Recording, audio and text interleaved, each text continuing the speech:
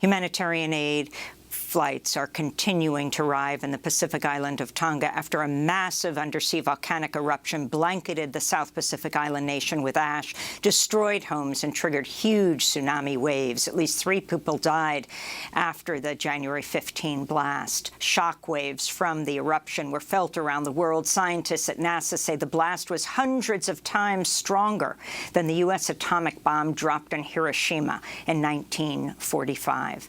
Tonga is made up of about 170 islands, is located about 2,000 miles east of Australia.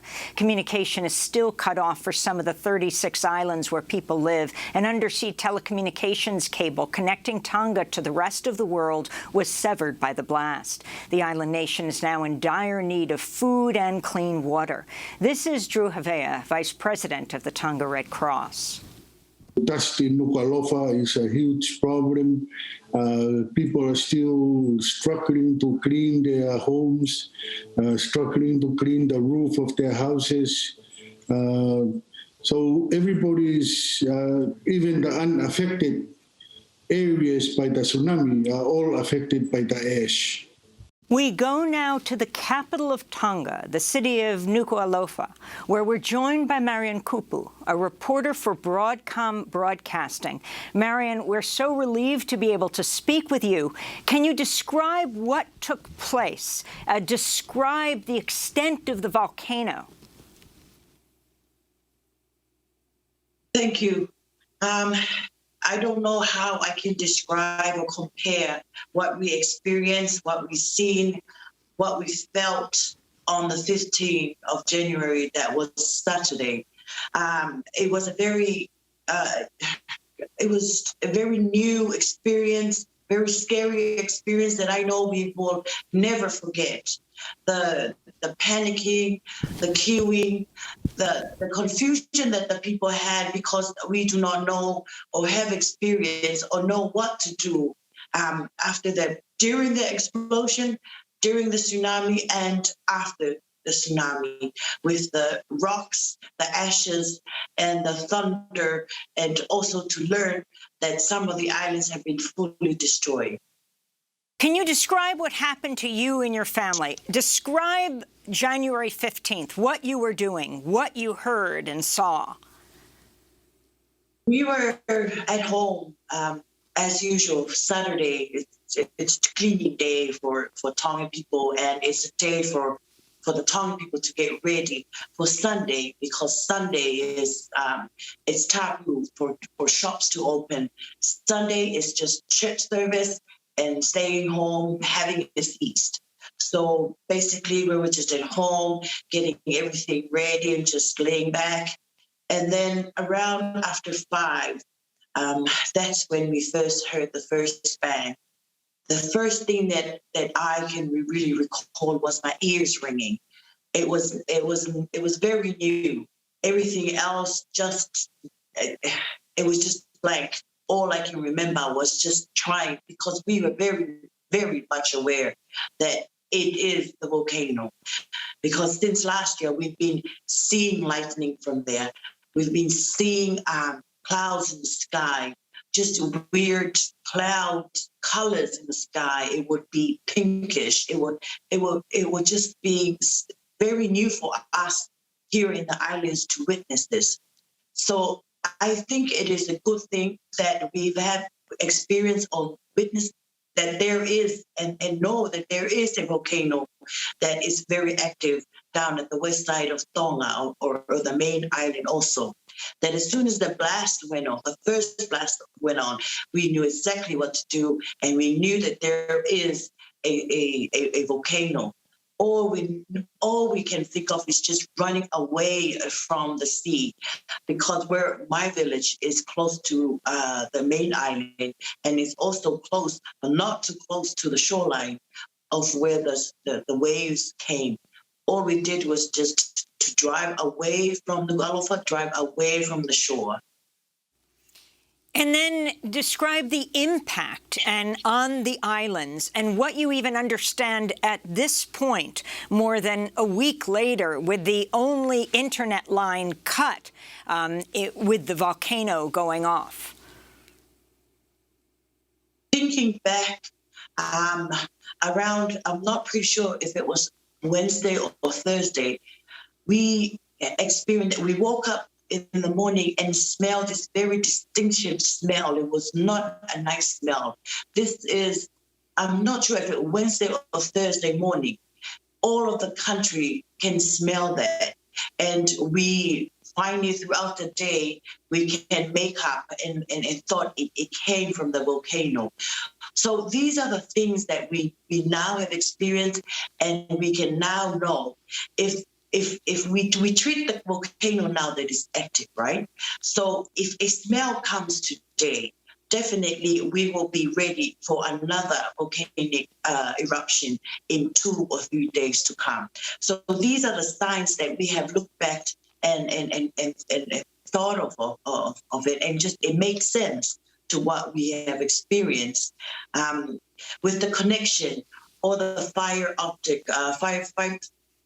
fiber cable is down because it's laid on the seashore under the seabed, which cater all the internet connection with us here in Tonga.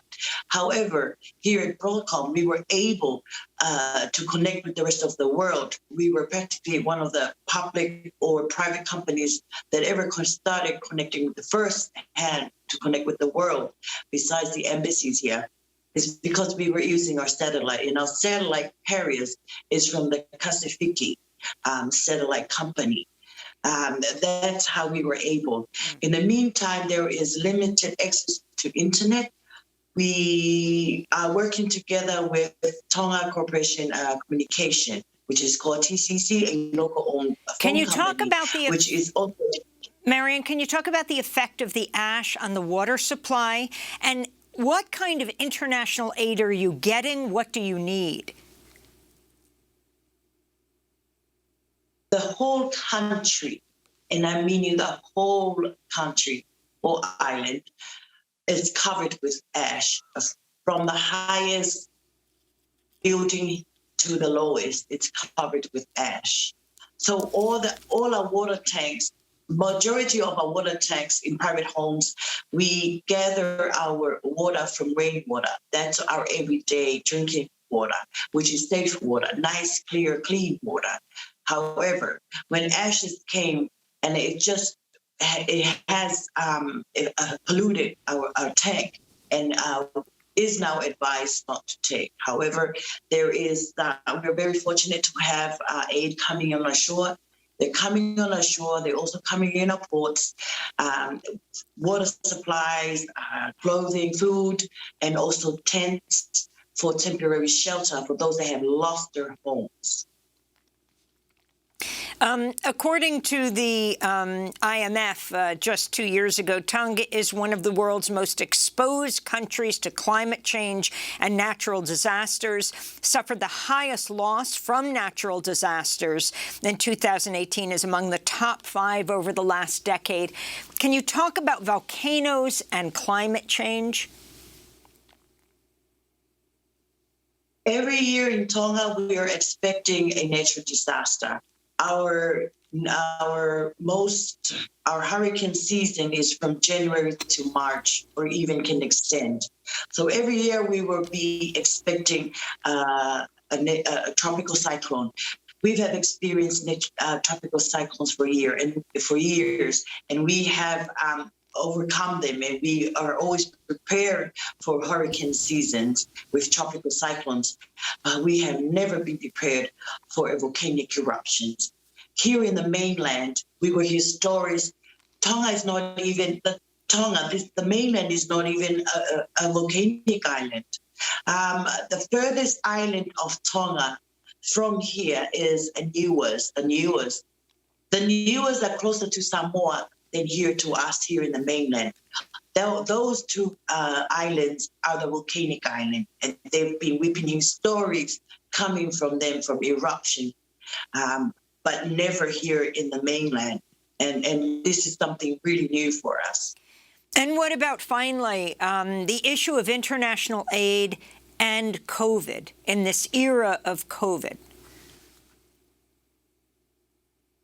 We treat all cargoes coming in, all the supplies or anything that lands on our country, on the way we treat when we have supplies for COVID, which is we do not accept or offload passengers. Only cargoes are allowed to come out from the planes, and they are taken to a quarantine place for 3 days before we are allowed to use them or distribute them. This is also applies to our ships coming in. They're offloaded and are kept in a secured, designated place for quarantine for 3 days before we can actually use them. We do not accept, or we still follow the COVID, because we still have to be cautious that there is COVID around in the world. I can brag that we've only had 1 week positive case here so far, but since the COVID-19, we have never had a serious COVID problem here. And in this last 30 seconds, Marian Kupu, as you speak to us from Tonga, I think it's our first broadcast from Tonga, though we've interviewed people from Tonga when it comes to the climate crisis. What is your message to the world? You'll be expecting, I don't think this would be the last disaster or nature disaster that Tonga would be experiencing. Every year after year, we'll be having nature disasters. And year after year, we'll be expecting aid to come for us, because we cannot control nature. But this is what we have to live for and live with. And this is normal for us here in the island.